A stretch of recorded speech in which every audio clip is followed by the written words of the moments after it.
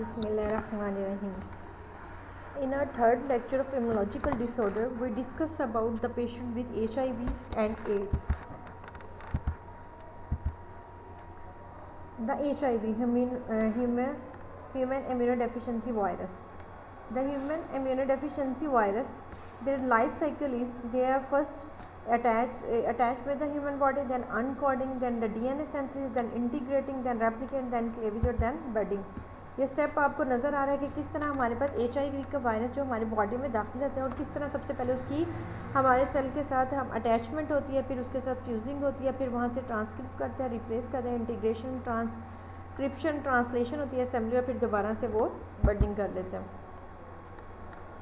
Transmission में क्या चीज़ है? Transmitted by the body fluid containing the HIV infected CD4 lymphocyte there the high risk for becoming infected with HIV include आ जाता है. किन को ज़्यादा रिस्क होता है? ऐसे जो कि अनप्रोटेक्टिव सेक्स होते हैं, sharing needles and string with HIV infected person, और ऐसे मेटर्नल फीटल एक्सपोजर जो होते हैं वो हमारे पास ब्रेस्ट मिल्क के जरिए. तो यहाँ पे चांसेस ज़्यादा है कि वो शिफ्ट होंगे हमारे पास. ठीक है. Other possible risk are tattoo and the body. अगर हमारे पास बॉडी किसी की हमारे पास इन्फेक्टेड नीडल की वजह से पिट्स कर रही है हमारे पास, ठीक है, इसकी वजह से यहाँ ब्लड प्रोडक्ट के. अब रिस्क फैक्टर कौन कौन से एसोसिएट विद HIV इन्फेक्शन और AIDS? Sharing the infected injection, having sexual relationship, infect bond with the mother with HIV infection, receiving the organ transplant the people having the HIV आ जाते हैं. Stages क्या होती है हमारे पास HIV डिजीज़ की? इसके स्टेजेस को हम डिवाइड कर देते हैं इनटू द प्राइमरी इन्फेक्शन में HIV जो कि एसिम्प्टोमेटिक होते हैं, HIV सिम्प्टोमेटिक, और फिर एड्स आ जाते हैं. Clinical stages of HIV and the AIDS. The stage 1 जो कि हमारे पास एसिम्प्टोमेटिक है, no symptoms of the HIV disease, the patient को सिंपल हमारे पास शॉर्ट फ्लू लाइक सिम्टम्स होती है. स्टेज 2 जिसमें माइल्ड सी सिम्टम्स आ जाती है तकरीबन 10 साल तक, और स्टेज 3 जिसमें एडवांस सिम्टम आती है जिससे पेशेंट का इम्यून सिस्टम जो होता है बहुत ज़्यादा डिस्टर्ब होता है. और फिर हमारे पास HIV एड्स की सिम्टम आ जो कि rapid decline the number of CD4 T cell हो जाती है और पेशेंट बार बार जो होते हैं वो इन्फेक्टेड हो जाते हैं. प्राइमरी इन्फेक्शन में पेशेंट को कोई फ्लू लाइक सिंड्रोम्स आ जाएंगे हमारे पास, ठीक है, और फिर वायरल सेट पीरियड हो जाएगा. HIV जो कि हमारे पास एसिम्प्टोमेटिक होगा, हमारे पेशेंट को डिजीज़ तो होगी लेकिन वो ज़्यादा सामने नहीं आएगी हमारे पास, ठीक है. फिर HIV सिम्प्टोमेटिक हो जाएगी condition related to the HIV infection, फिर फाइनली पेशेंट को जो है वो सिम्टम बिल्कुल अपीयर होना स्टार्ट हो जाएंगे. पेशेंट हमारे पास रिप्रेजेंट करेगा पेशेंट विद HIV के साथ निमोसिटिक क्लिनिक निमोनिया अगर पेशेंट को होगा, most common life threatening infection, initial symptom में भी द नॉन स्पेसिफिक या मे भी प्रोडक्टिव कफ हो जाएगी, पेशेंट को फीवर होगा, डिस्निया होगा, चील होगी. इसमें पेशेंट को क्लॉटिंग जो होती है ट्रीटमेंट, पेशेंट को हम TMP GMP जो होती है वो हमारे पास मेडिसिन स्टार्ट कर देते हैं हमारे पास, ठीक है. GIT के सिम्टम पेशेंट को हमारे पास ओरल कैंडेसिस होगा हमारे पास, ठीक है. इसमें एक पेशेंट को हमारे पास वेस्टिंग सिंड्रोम है. वेस्टिंग सिंड्रोम ये है कि पेशेंट का वेट बहुत ज़्यादा सडन लॉस होना स्टार्ट हो जाएगा, जिससे हमारे पास क्या कहते हैं, वेस्टिंग सिंड्रोम कहते हैं. कपोसिस सार्कोमा है जिसमें cutaneous lesion but they may be involve the multiple organ system and the beta cell lymphoma हो जाएगा हमारे पास, ठीक. इस तरह के पेशेंट की स्किन में आपको पता है ऐसे रैशेज जिसे कॉप्सिस सार्कोमा कहेंगे. इसके अलावा न्यूरोलॉजिकल सिम्टम में पेशेंट का पेरिफेरल न्यूरोपैथी, HIV एन्सेफेलोपैथी हो जाएगी, क्रिप्टोकोकस नियोफॉर्म हो जाएगा हमारे पेशेंट में, मेनिंजाइटिस हो जाएगा हमारे पास, पेशेंट डिप्रेशन में चला जाएगा.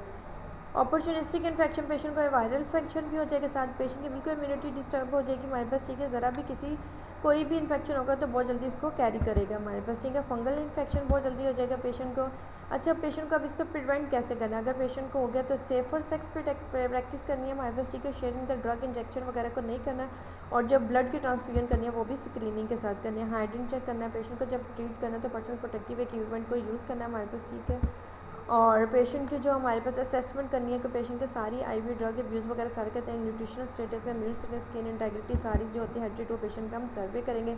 टेस्ट पेशेंट को EI टेस्ट करेंगे, वेस्टर्न ब्लड टेस्ट करवाएंगे, वायरल ब्लड टेस्ट करवाएंगे, तो उससे पेशेंट को हमें आइडेंटिफाई हो जाएगा कि पेशेंट को इन्फेक्शन है हमारे पास, ठीक है. डायग्नोसिस में पेशेंट की इम्पेयर स्किन इंटेग्रिटी होगी, डायरिया है, पेन है, डेफिशिएंट नॉलेज है, तो ये नर्सिंग डायग्नोज है. प्लानिंग में हमने क्या करना है, पेशेंट की स्किन इंटेग्रिटी को मेंटेन रखना है, बावल हैबिट को मेंटेन रखना है, इन्फेक्शन को प्रिवेंट करना है, एक्टिविटी टॉलरेंस को इंक्रीज़ करना है थ्रू एक्सरसाइज के जरिए से, थॉट प्रोसेस को इंक्रीज़ करना है पेशेंट को हमारे पास, जो कॉम्प्लिकेशन है इससे हमने प्रिवेंट करना है. प्लानिंग मेन इसमें यह है कि पेशेंट को फर्दर इन्फेक्शन से प्रिवेंट करना है, वेस्टिंग से प्रिवेंट करना है, मैलन्यूट्रिशन से प्रिवेंट करना है, पेशेंट को आईडी के सोशल इन्फेक्शन फंक्शन देना है हमारे पास ताकि दूसरों से मेल जोल भी रहे हमारे पास, ठीक है. स्टैंडर्ड प्रिकॉशन पेशेंट को बतानी है कि हमारे पास ताकि ये डिजीज़ दूसरों पे स्प्रेड ना हो हमारे पास, ठीक है.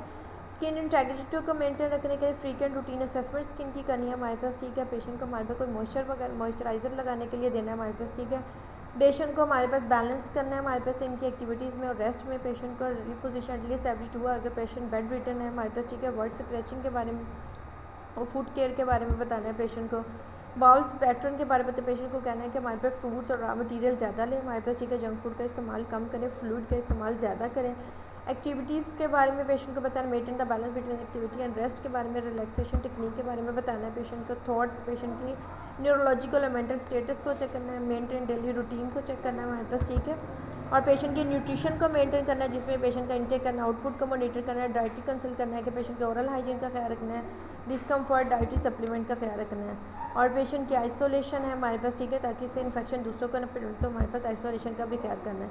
इसके अलावा पेशेंट के एयरवे को मेंटेन करना है, पेन को प्रिवेंट करना है, और फिर एंड पे पेशेंट को जो आप ट्रीटमेंट करिए इंप्लीमेंट केस की वैल्यूएशन करिए, आज जो आप ट्रीटमेंट करिए वो ठीक भी है कि नहीं है। मेडिकल मैनेजमेंट में पेशेंट को एंटी राइट्रोवायरल एजेंट्स देंगे हमारे पास, ठीक है, जिसमें nucleoside reverse and transmit inhibitor है, और पेशेंट को हमारे पास प्रोटेस इनहिबिटर देंगे हमारे पास, ठीक है, इंटीग्रेटिक इनहिबिटर जो थे वो हमारे पास। That's all about HIV infection and their treatment assessment